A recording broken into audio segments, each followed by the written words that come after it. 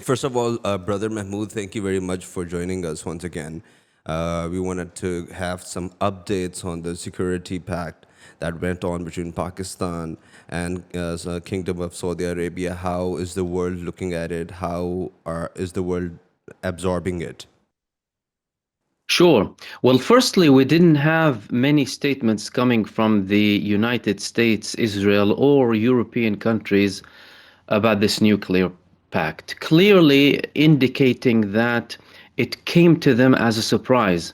Both Saudi Arabia and Pakistan did not declare anything as such. As a matter of fact, the lack of presentation of the Saudi Crown Prince in the summit that took place in Qatar led people to believe that Saudi Arabia was taking itself out of any equation that would include any sort of military alliances in the region, only for Saudi Arabia to come up with this statement alongside Pakistan 2 days later, confirming that it indeed had happened. Now, this doesn't mean that there was no, for example, knowledge by the intelligence community, either from the United States or any other countries too, but clearly they didn't necessarily see it coming.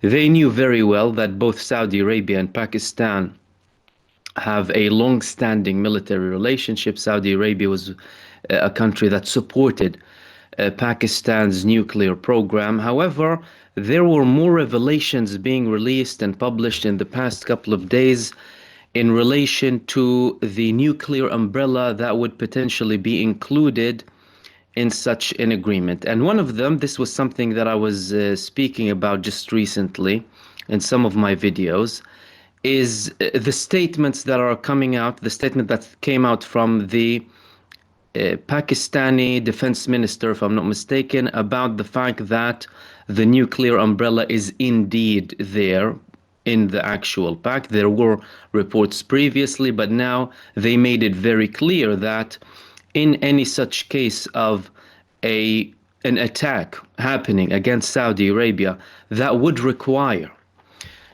nuclear weapons being activated, then that would be included in that security pact. Another interesting bit of information we got is some people were, of course, casting doubt. They were saying, okay, hold on a second, this military alliance or defense pact is actually not against Israel. It's against Iran, it's against Yemen, it's against this and that.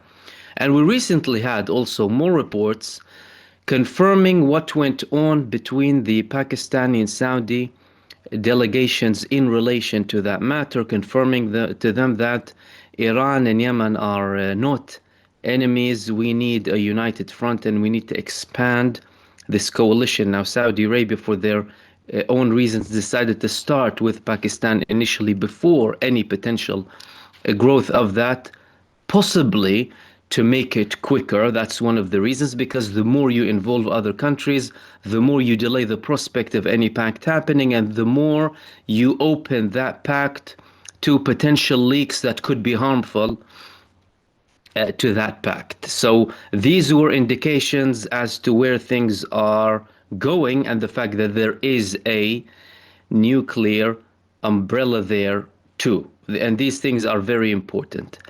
Then there were more statements coming out from the Saudi officials about calls taking place between them and the Iranian delegations in relation to that defense pact, either giving reassurances or potentially opening the space for Iranian participation in the future.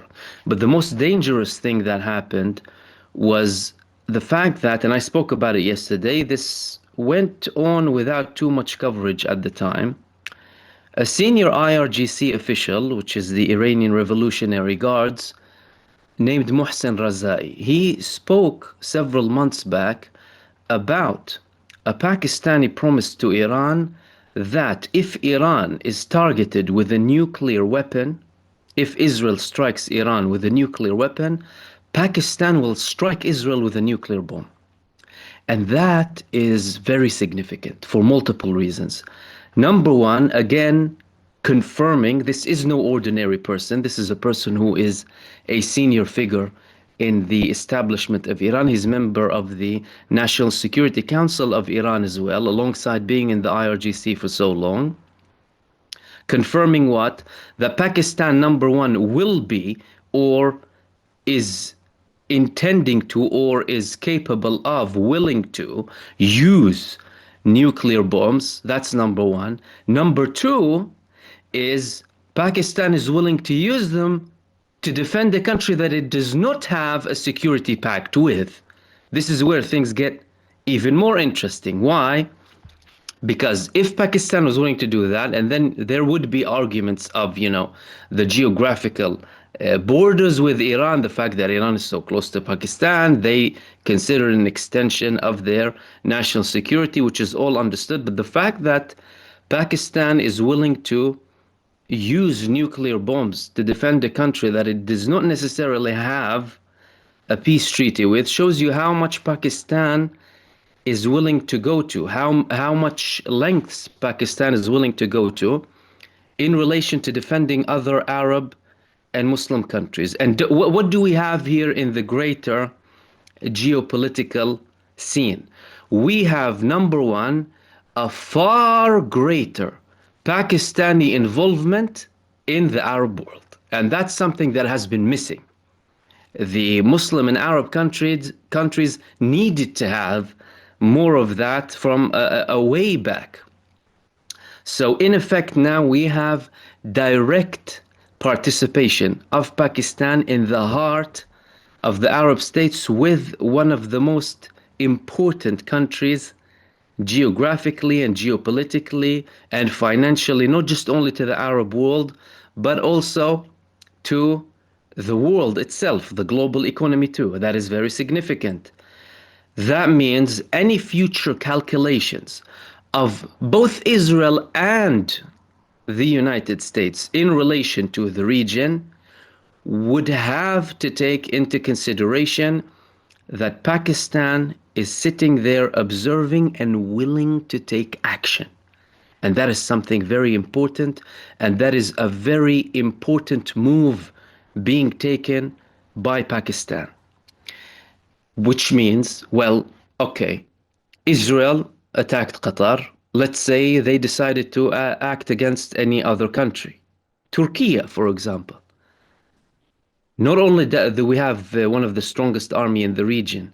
Now, in full coordination with Egypt, talks about a potential defense pact between both of them too, because this meeting is not only having this defense pact with Saudi Arabia and Pakistan, it's creating the path to have more bilateral agreements. So if not necessarily with all countries, at least with more countries in the middle, which is also something very important.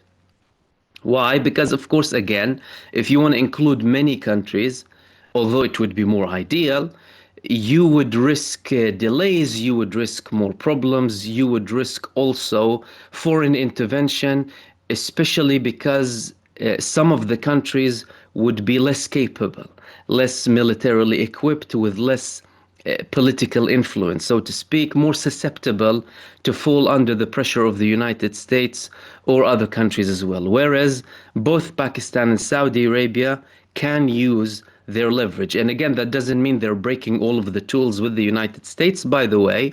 However, it also doesn't mean that every single thing is managed by the United States. I think some people overestimate the influence of the United States itself, not only in the region, but in the whole world. It's a declining power, and we are seeing the emergence of a multipolar world. The other very important bit here is the fact that the Chinese influence is growing. And when we talk about Pakistan, it's a country that is very close to China. China arms Pakistan heavily, supports Pakistan heavily as well. And now we have this indirect influence of China in the region simply by having a country that is heavily in coordination with China, such as Pakistan, having a defense pact with a country like Saudi Arabia. All of these developments are significant, and all of these developments are proving that we are witnessing a very big shift globally. Mahmoud bhai, there's a lot of statements. A lot of people are of the view that the U.S. was involved in this security pact. What do you think about this thought? Listen, I mean, there is no denying that both Saudi Arabia and Pakistan have relations with the United States. There is no denying that Saudi Arabia houses many US bases in the region. But there's also no denying that both Pakistan and Saudi Arabia have done things that are not necessarily in line True. with the United States. For example, Pakistan's army, Pakistan's support isn't solely reliant on the United States. They have great ties with China, they have great ties with many countries. They're armed by North Korea too. Don't tell me that that's fine and everything is okay by the United States. Saudi Arabia wasn't the United States and both Israel applying a lot of pressure on Saudi Arabia to have a peace treaty with Saudi Arabia and be part of what's called the Abraham Accords? How many decades has Israel been trying? And when we talk about Israel, we talk about an extension of the United States. It's not as if Israel acts on its own. So we need to put them both in the same basket here. But Saudi Arabia refused unless there is a Palestinian state, and now they're pushing for this recognition, regardless of anything to do with the normalization, to a level where now Ron Dermer, the Minister of Strategic Affairs in Israel, very powerful both in the United States and Netanyahu's main aide, top aide, he had a meeting with one of the senior figures in the Saudi establishment telling him that actually, no, we're not interested at the moment in an agreement with you up until we, according to him, defeat Hamas. Mission impossible, basically. It's not going to happen. Why? Because, well, number one, they saw a defense pact, which will make it impossible to have any sort of, well, what do you mean? They have a defense pact with Pakistan that doesn't recognize Israel.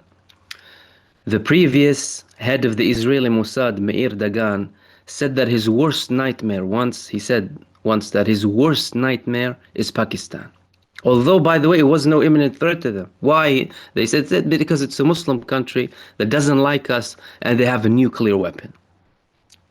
How do you merge the two? You don't merge the two.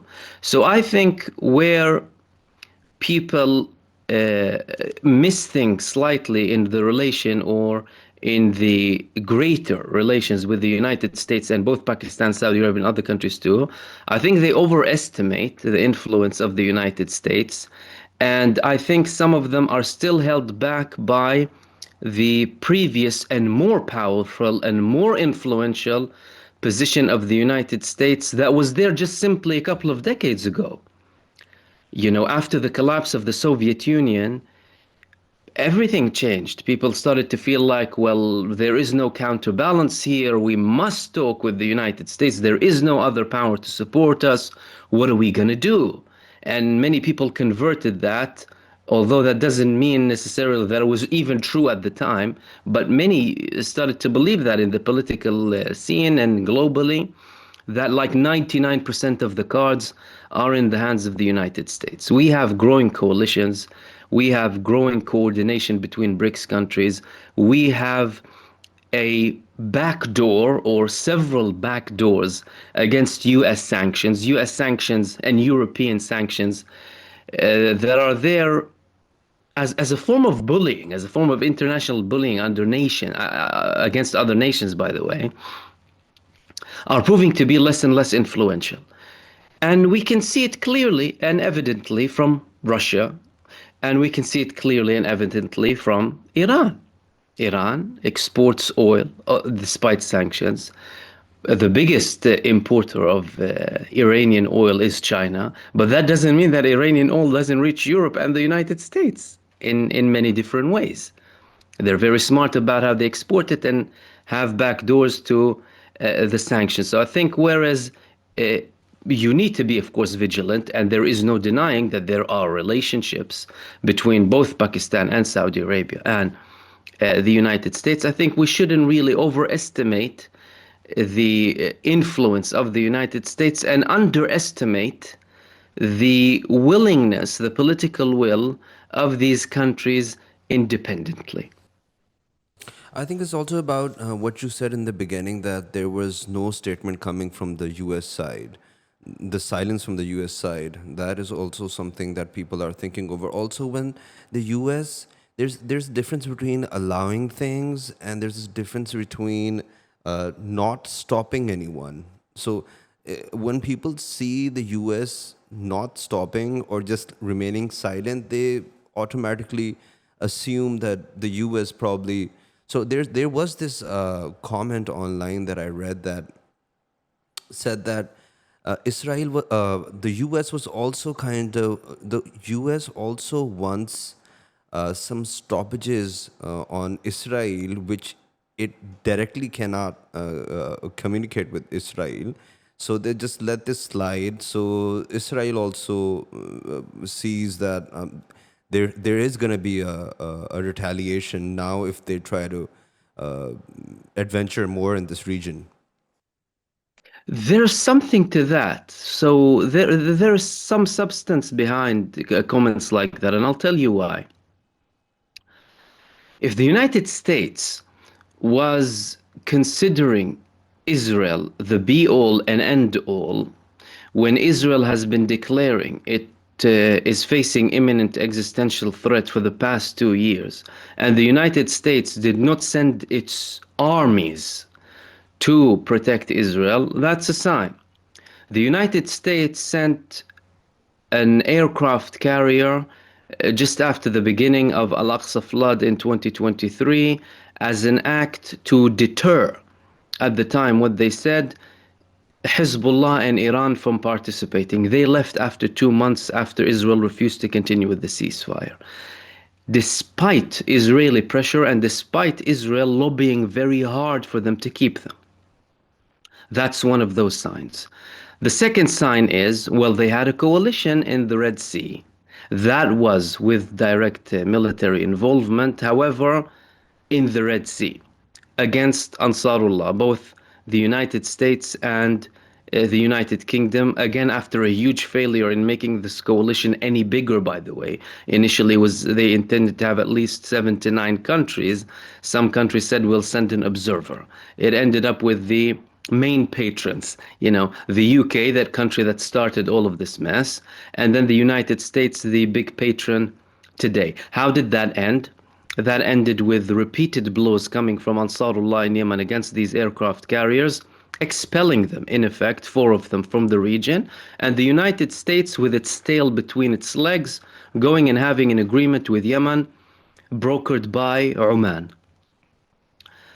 Israel did not like that. Why? Because that meant that number one, there's less deterrence against Yemen attacks. Secondly, any intimidation against Yemen will have to be carried out by Israel directly, which is exceptionally more costly and exceptionally more complicated and demanding and draining for the Israeli Air Force and the Israeli Army and the Israeli intelligence, let alone that they hardly have any intelligence in relation to Ansarullah in Yemen, again proving that Israel has a lot of failure against Yemen, and also by the repeated attacks and continued attacks of Yemen against Israel.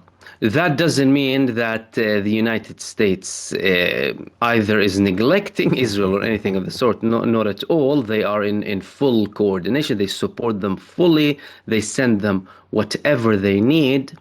But that also doesn't mean that there wouldn't be any sort of splits between the United States and Israel as well.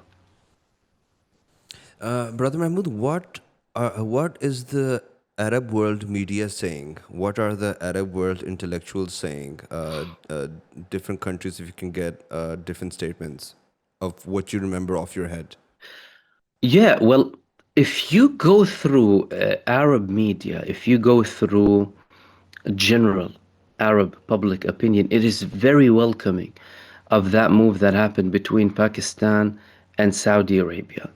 The reason being is there was a longing For the Arab populations, there was a desire there to have these coalitions to create a deterrence. There was a dissatisfaction from the Arab populations about the constant inaction or anything to deter Israel and the United States. Of course, the hopes are very high from many people because eventually you would want them to reach a level where they force the Israelis to stop their genocide in Gaza as well, which is the main thing now.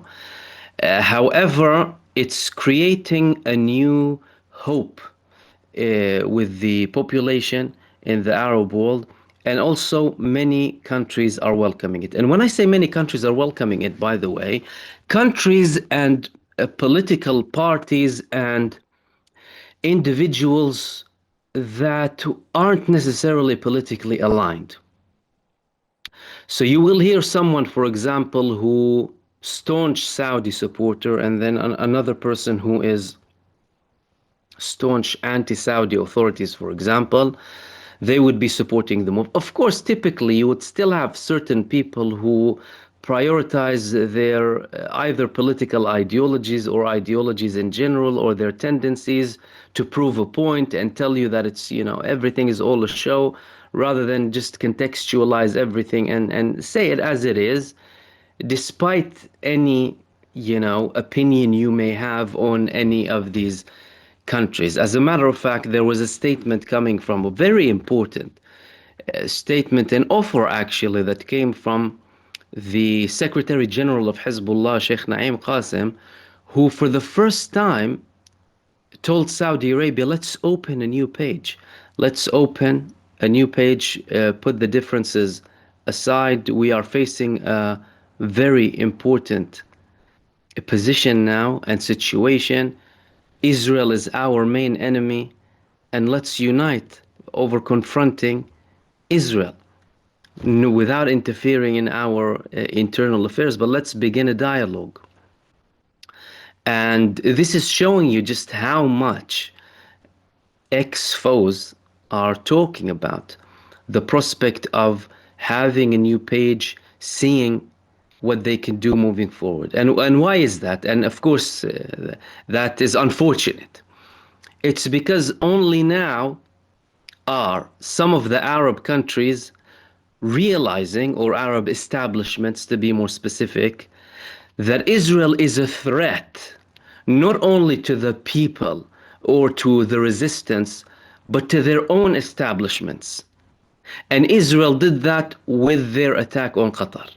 The attack on Qatar wasn't merely an attack against the Hamas delegation based on, it was an attack against a Gulf state that is allied with the United States, that is one of the main pillars of the security of the Gulf and one of the main hubs of exportation of gas and oil to the whole world. A country that hasn't been involved in any security attacks or military attacks against Israel previously. As a matter of fact, they have helped Israel get their prisoners of war back. They've helped the United States with their mediation between Taliban and the United States, prisoner exchanges as well. So it's a country that plays a very important role. And the other Arab states viewed it this way. Well, okay, if Qatar, the country that, and of course the excuse of having Hamas there or whatever organization there is just a front-end excuse, anyone fall for that, really reading the picture. What did the Arab states view it as? They said, okay, if they attack a mediator, if they attack someone who they have a relationship with, if they attack someone who they communicate with regularly, then what can they do to us under any other pretext? They're listening to the statements of Benjamin Netanyahu himself, saying that he has an affiliation with the Greater Israel idea. He's emotionally attached to the concept, the talks about the Greater Israel project, and Saudi Arabia going to that defense pact, knowing that the bigger part of the Greater Israel project is the land of Saudi Arabia up to Kuwait. And then I was talking about the other day, maybe if they do implement the Greater Israel, then they'll want the greatest Israel, right? And tell you Afghanistan and Pakistan and maybe bits of China as well, because they were promised to us a very long time ago.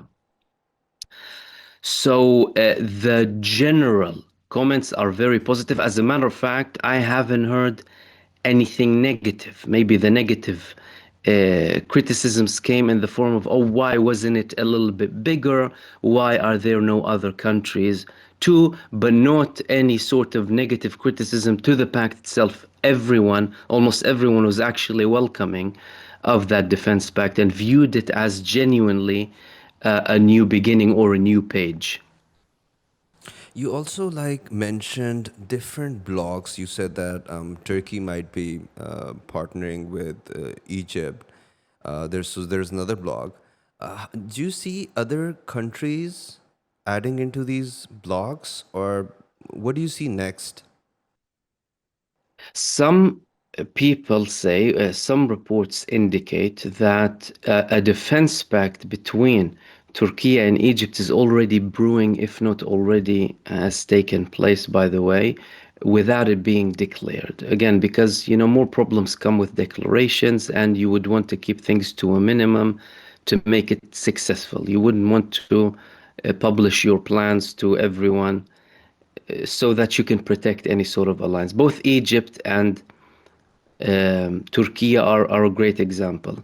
You had, firstly, in the past couple of days, the Turkish foreign minister, Hakan Fidan, who was the intelligence minister for a very long time, said that Egypt and Turkey are in their best relations. Even when we had tensions in the past decade, this was he mentioned something saying as if it's, a friend's argument kind of thing rather than anything else.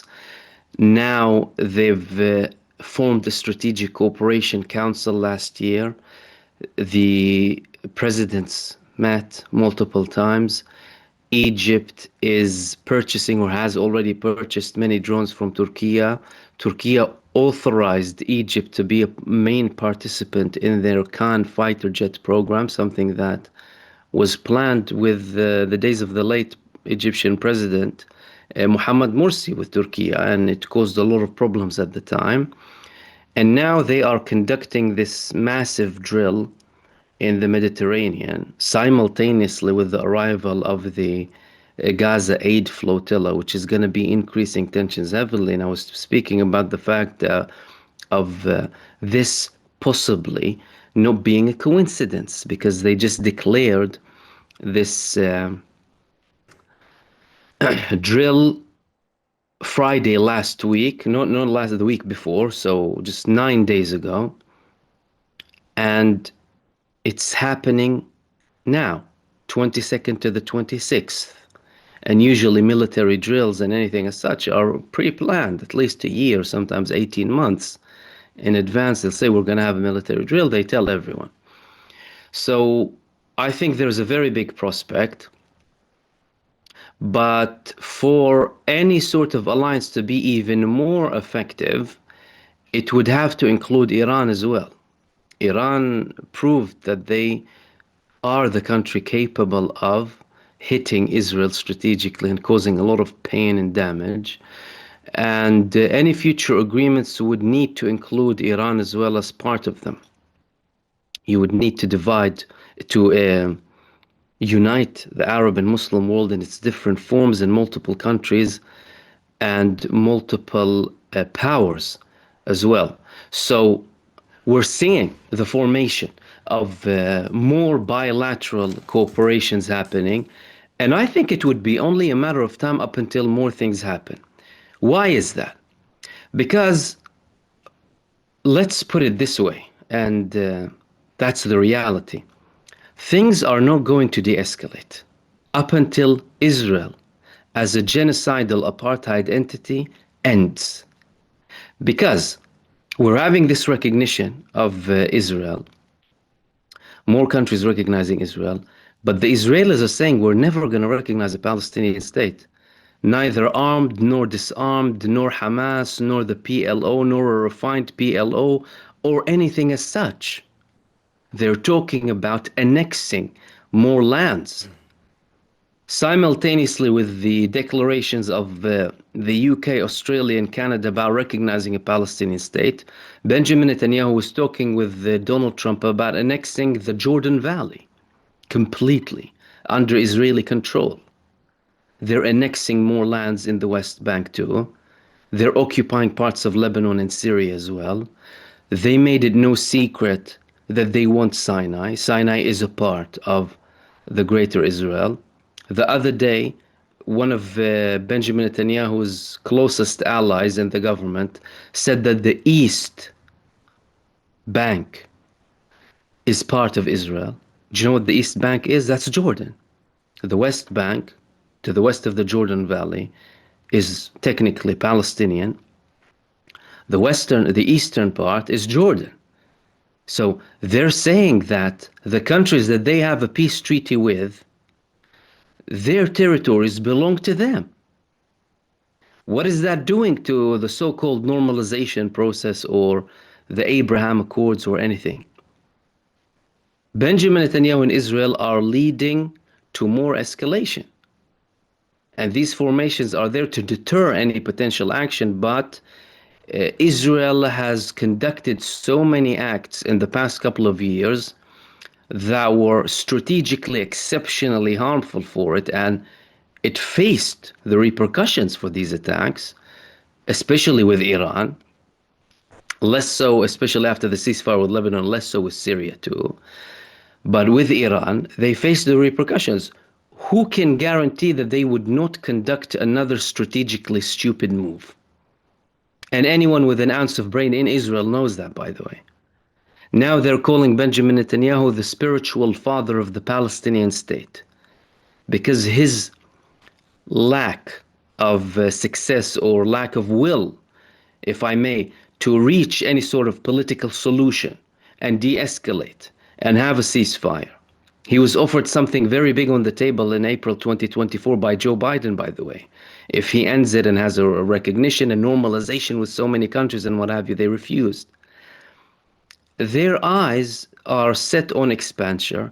They're completely blinded by their arrogance and supremacy, and they are continuing. The good thing is, finally, some of the countries in the region are waking up to that fact and taking at least some measures to counter it.